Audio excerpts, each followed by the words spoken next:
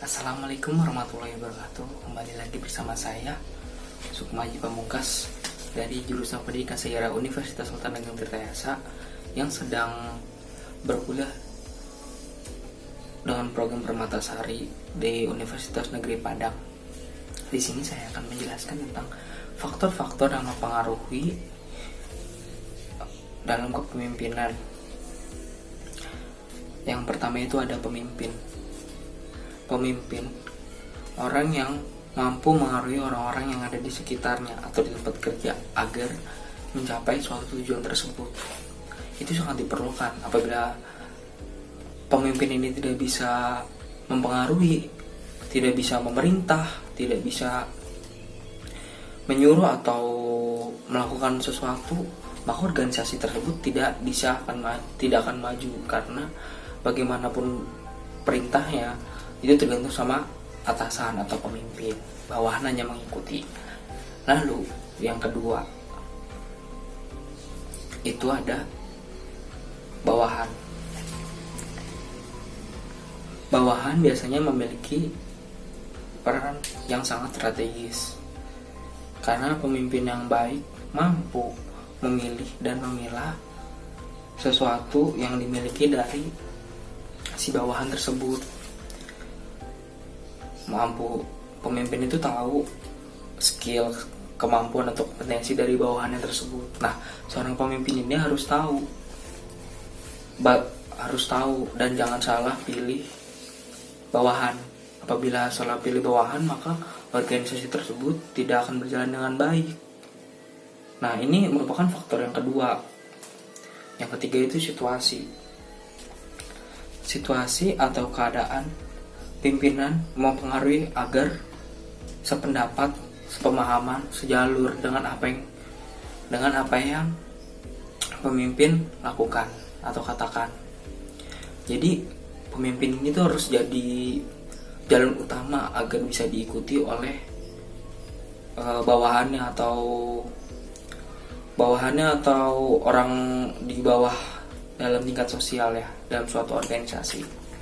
Lalu itu menurut Harsey dan Bankart. Lalu selanjutnya itu ada peneliti juga.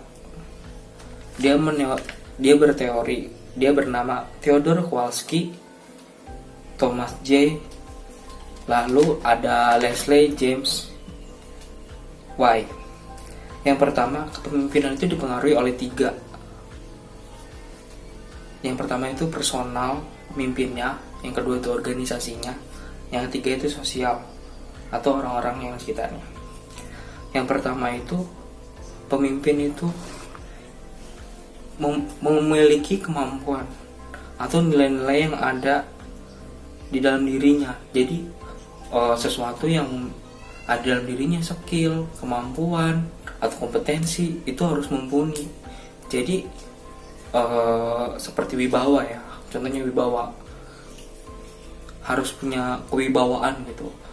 Jika pemimpin itu belum ada wibawanya, harus membangun dari bawahannya tersebut gitu. Walaupun kewibawaan itu tidak bisa kita ciptakan, tapi bisa kita bangun oleh para bawahannya. Lalu yang kedua itu organisasinya. Maksud organisasi itu orang-orang yang ada di sekitar organisasi tersebut. Si pemimpin ini harus bisa memerintah, menyuruh atau beradaptasi atau mediator untuk bisa dapat diikuti oleh para bawah-bawahannya, agar bisa dicontoh oleh bawah-bawahannya, dan bisa beradaptasi sebagai teman, sebagai pemimpin, sebagai seorang sahabat, agar jiwa kedekatan antara pemimpin dan bawahan bisa terjalin. Jadi tidak hanya kenal wajah saja antara pemimpin dan bawahan. Keakraban juga harus dibangun dari kepemimpinan antara kepemimpinan dan bawahan. Lalu yang ketiga itu mampu beradaptasi pada di sekitar sosial atau di luar, karena manusia atau makhluk hidup itu makhluk yang sosial, tidak bisa hidup sendiri. Nah, apabila pemimpin ini tidak bisa bertahan di lingkungan internalnya, bagaimana dia organisasi tersebut bisa punya kedekatan oleh sisi eksternal atau yang di luar gitu, bisa mendapat relasi atau hubungan baik gitu. Maka pemimpin ini harus bisa beradaptasi atau bisa memupuk kerjasama relasi dengan organisasi eksternal atau yang di luar sosial. Lalu ada lagi faktor dibagi menjadi dua, internal dan eksternal. Yang pertama internal. Internal itu pribadi pemimpin yang unik, berbeda dengan pemimpin yang lain. Maka jika pemimpin itu beda, maka akan berbeda juga sebuah cara mempengaruhi atau memimpin, memutuskan dan mengelola organisasi tersebut. Jadi semakin banyak pengalaman pemimpin, maka semakin baik juga untuk organisasinya karena dia memimpin organisasi tersebut. Maka memilih pemimpin itu harus yang berkriteria kepemimpinan seperti materi yang kemarin, syarat kepemimpinan itu tidak bisa asal saja. Lalu yang kedua itu ada faktor eksternal. Menurut Hershey and Blanchard, yaitu mampu memahami karakter dari bawahannya itu sendiri. Nah, di sini bisa dikatakan seperti yang saya bilang tadi, bahwa pemimpin itu harus bisa memahami karakter dari bawahannya. Apabila harus memahami, misalnya bawahannya terdiri dari 10 orang atau lebih. Nah, bagaimana caranya? Tidak hanya harus lewat forum diskusi besar gitu, tapi juga bisa kayak tadi, seperti berteman, bersahabat gitu. Jadi jalin keakraban antara atasan dan bawahan, pemimpin dan bawahan itu sendiri. Perbedaan status sosial, perbedaan suku, agama, pemahaman, ideologi, dan pemimpin juga baik lagi seperti biasa. Seperti awal tadi, pemimpin itu harus bisa beradaptasi, harus bisa memahami karakter, beradaptasi. Jadi tidak bisa pemimpin apabila dalam organisasi tersebut tidak bisa beradaptasi, dia mengeluarkan bawahannya tersebut. Tidak bisa begitu, karena itu bisa dianggap sebagai diktator atau otoriter begitu. Pemimpin harus mempunyai wibawa, walaupun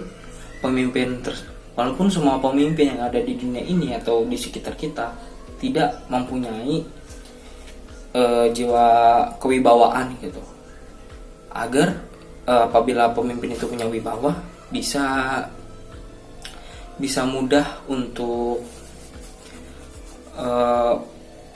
menyuruh atau memutuskan sesuatu atau mengutus seseorang, dan orang tersebut apabila disuruh atau ditugaskan, dia ikhlas menjalaninya dengan baik gitu.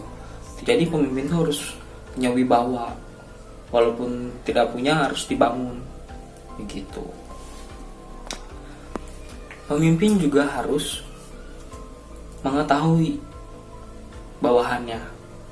Bawahan itu anggap saja umpamanya seperti siswa atau peserta didik.